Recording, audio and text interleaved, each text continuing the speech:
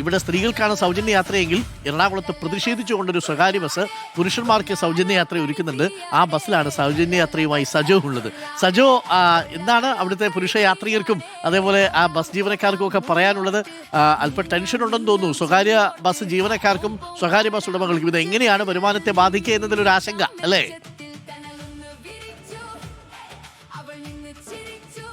Doctor Arunkumar, അത് തന്നെയാണ്. അതായത് സ്വകാര്യ ബസ് മേഖലയെ ഇത് പ്രതികൂലമായി ബാധിക്കും എന്ന വിമർശനം ആ മേഖലയിലുള്ള ആളുകൾക്കുണ്ട് എന്നതാണ്.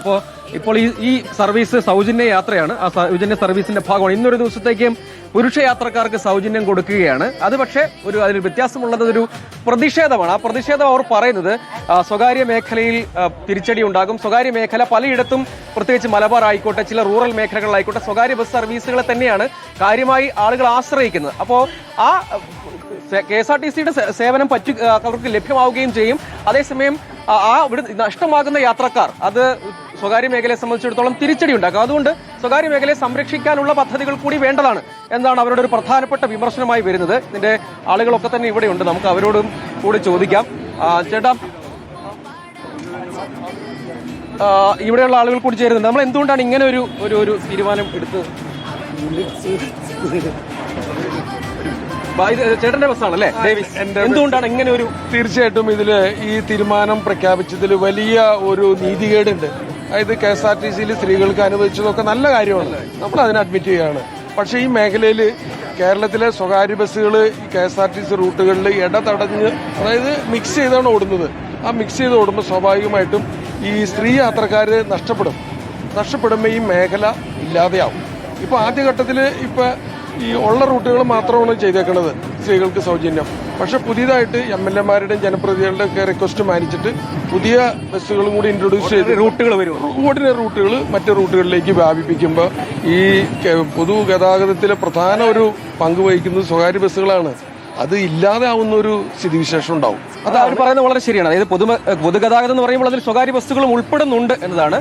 അതിൽ നിന്ന് യാത്രക്കാരുടെ നഷ്ടം ഉണ്ടാകും എന്നതാണ്. അത് വരുമാന നഷ്ടം ഉണ്ടാക്കും എന്നാണ് നിങ്ങളുടെ? തീർച്ചയായിട്ടും 8 രൂപ ഡീസലിന് ഈ അടുത്ത ചുരുങ്ങിയ ദിവസങ്ങൾ കൊണ്ട് വർധനവുണ്ടായി.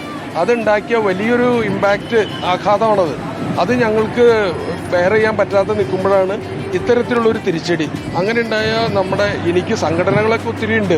പക്ഷെ സംഘടനകൾക്ക് തീരുമാനം എടുക്കണമെങ്കിൽ അതിൻ്റെതായ സമയമൊക്കെ എടുക്കും.